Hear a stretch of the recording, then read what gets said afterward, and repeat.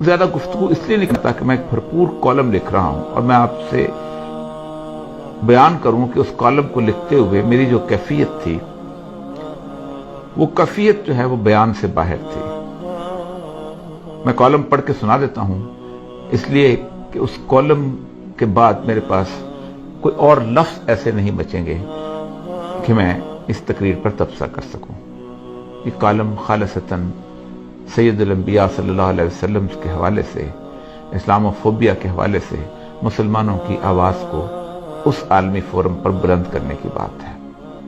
باقی تمام مسائل جو ہیں وہ اور طریقے سے حل ہوتے ہیں، لیکن اسلام فوبیا یا رسول اللہ صلی اللہ علیہ وسلم کی گستاخی جو ہے یہ زبان و بیان کا مسئلہ تھا، اور اس کا مقابلہ بھی زبان و بیان سے اور کاغذ و قلم سے ہو سکتا تھا، اور وہ انتہائی خوبصورتی کے ساتھ کیا گیا۔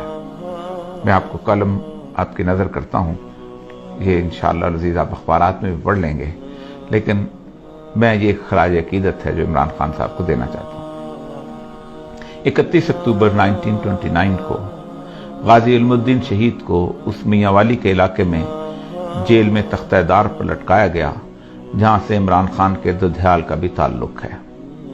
لیکن کس قدر حیرت کی بات ہے کہ اس عاشق رسول کے آباء اجداد میں سے بابا لہنا نے جب اسلام قبول کیا تو اس نے لاہور کے سرحدی علاقے برکی ہڈیارہ میں آ کر ٹھکانہ بنایا۔ یہ وہی برکی ہے جو عمران خان کا ننھیال ہے۔ مجھے کوئی مماثلت نہیں ڈھونڈنی، میں تو حیرت میں گم آج سے 90 سال قبل آنکھوں میں آنسو لیے علامہ اقبال کے اس چہرے کو اپنے تصور میں لا رہا ہوں جو غازی علم الدین شہید کو لحد میں اتارتے ہوئے ہچکیوں سے رو رہا تھا۔ میاں والی میں شہید کو دفن کرنے کے بعد جب مسلمانوں کا ایک وفد علامہ محمد اقبال، سر محمد شفیع اور مولانا ظفر علی خان کے ساتھ گورنر پنجاب سے ملا اور غازی علم الدین کے جسد مبارک کی حوالگی کی درخواست کی تو اس یقین دہانی پر مان لی گئی کہ امن عامہ کی ذمہ داری آپ لوگوں پر ہی ہوگی۔ 15 دن بعد لاہور کی تاریخ نے ایک خیرہ کن منظر دیکھا۔ غازی علم الدین کا جسد مبارک ایسا تر و تازہ تھا کہ چہرے پر غسل کے پانی کے قطرے چمک رہے تھے، یوں لگتا تھا جیسے ابھی ابھی غازی علم الدین شہید وضو کر کے آئے ہوں۔ لاہور کی تاریخ کا سب سے بڑا جنازہ 5.5 میل طویل، کون تھا جو اس سعادت سے محروم رہتا؟ شہید کو لحد میں مولانا دیدار علی شاہ اور علامہ اقبال نے اتارا۔ میت کے سرہانے کھڑے آنسوں سے تر اس عاشق رسول اندلیب باغ حجاز اور پروانہ رسالت علامہ اقبال نے کہا، ترخان کا بیٹا آج ہم پڑھے لکھوں سے بازی لے گیا اور ہم دیکھتے ہی رہ گئے۔ ہر وہ شخص جو سید الانبیاء کے ناموس اور حرمت سے محبت کرتا ہے، اس کی کیفیت اس وقت بالکل ویسی تھی جب عمران خان عالمی فورم پر سید الانبیاء صلی اللہ علیہ وسلم سے مسلم امت کی والہانہ محبتوں کا اظہار کر رہا تھا۔ ایسے میں میرے پاس اسے نظر کرنے کے لیے آنکھوں میں ڈبڈباتے ہوئے آنسوں کے سوا کچھ نہ تھا۔ کون ہے جس کا دل زخمی نہیں ہے؟ کس کی راتیں سالوں سے بے خوابی میں نہیں گزرتی کہ اس کے پیارے رسول صلی اللہ علیہ وسلم کی شان میں روزانہ گستاخی ہوتی ہے اور وہ بے بس و لاچار ہے، اس کے بس میں کچھ نہیں۔ وہ پکار کر بتانا چاہتا ہے کہ میں اس مدینے والی سرکار سے اپنی ماں، باپ، بہن، بھائی اور اولاد سے زیادہ محبت کرتا ہوں، اور یہ میرا آخری سرمایہ ہے، یہی میرے ایمان کی جمع پونجی ہے۔ لیکن اس کی آواز سدا بصہرا ہے۔ وہ کوئی مولوی ہے تو بس جمعہ کے خطبے میں آواز بلند کر لیتا ہے، کسی تحریک کا سربراہ ہے تو جلوس نکال لیتا ہے، دھرنا دیتا ہے، مفتی ہے تو فتویٰ دیتا ہے، کالم نگار دانشور ہے تو کالم لکھتا ہے، ٹی وی پر گفتگو کرتا ہے۔ لیکن یہ سب مل کر بھی اپنی آواز گستاخان رسول اور اسلام دشمنوں تک نہیں پہنچا سکتے، اور نہ ہی ان کو عالمی سطح پر اس طرح لاجواب کر سکتے ہیں جس کا موقع اور استحقاق میرے اللہ نے عمران خان کو عطا کر دیا۔ میں تو مالک کائنات کی فرما روائی کا اس حد تک قائل ہوں کہ کوئی پتا بھی اس کی مرضی کے بغیر نہیں ہلتا ہے۔ یہ کیسے ہو سکتا ہے کہ عمران خان کو ناموس رسالت کے لیے آواز بلند کرنے کی توفیق منشاء الہی کے بغیر ہوئی ہو؟ یہ تو انتخاب ہے اور مجھے اس پر صرف رشک کرنا ہے۔ میرے پاس صرف تشکر کے آنسو ہیں۔ اقوام متحدہ کے 193 ممبر ممالک کے جمع غفیر میں 57 مسلمان ریاستوں کے سربراہ ہیں، اور ان میں سے اللہ نے میرے ہی ملک کے سربراہ کو یہ توفیق عنایت کی۔ شاطمین رسول کا قصہ کوئی تازہ نہیں ہے، مغربی دنیا میں اس کا آغاز سید الانبیاء صلی اللہ علیہ وسلم کے وصال کے تقریباً 150 سال بعد 780 عیسوی میں ہو گیا تھا، جب ایک شخص تھیوفس دی کنفیسر نے رسول اکرم صلی اللہ علیہ وسلم کی شان میں گستاخانہ سوانحی خاکہ تحریر کیا تھا۔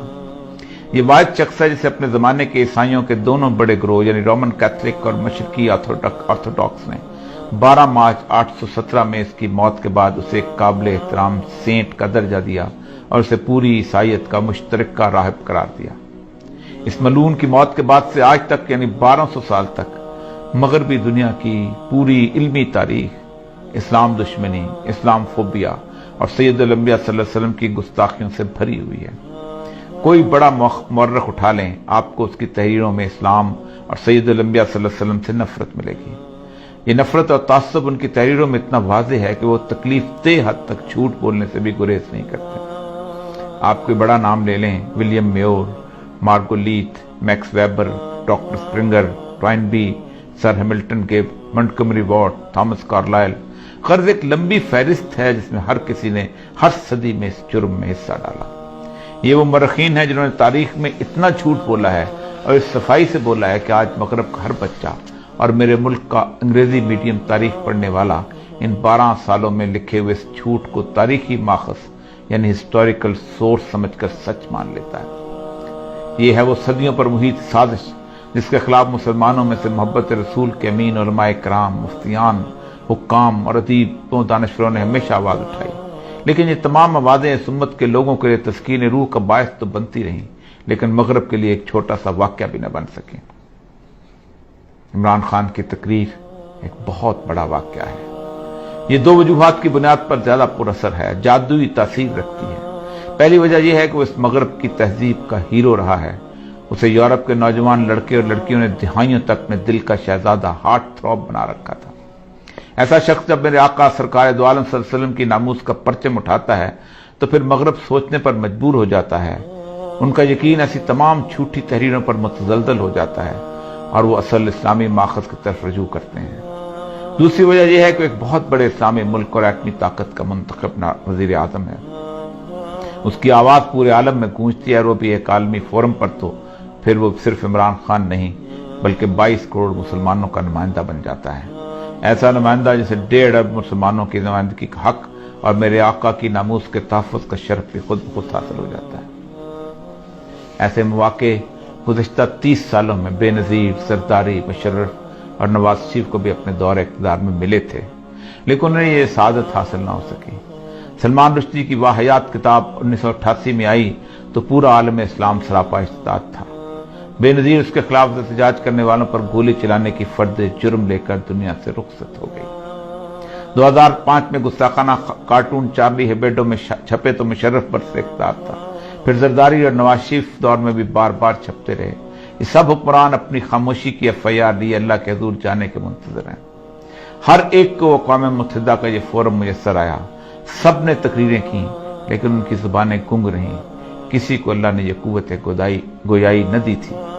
علامہ خادم حسین رضوی صاحب کے خلاف جب سپریم کورٹ میں خفیہ ایجنسیوں نے رپورٹ جمع کرائی تو لکھا کہ اوریا مقبول جان انہیں اخبارات اور ٹی وی پر بہت سپورٹ کرتا تھا۔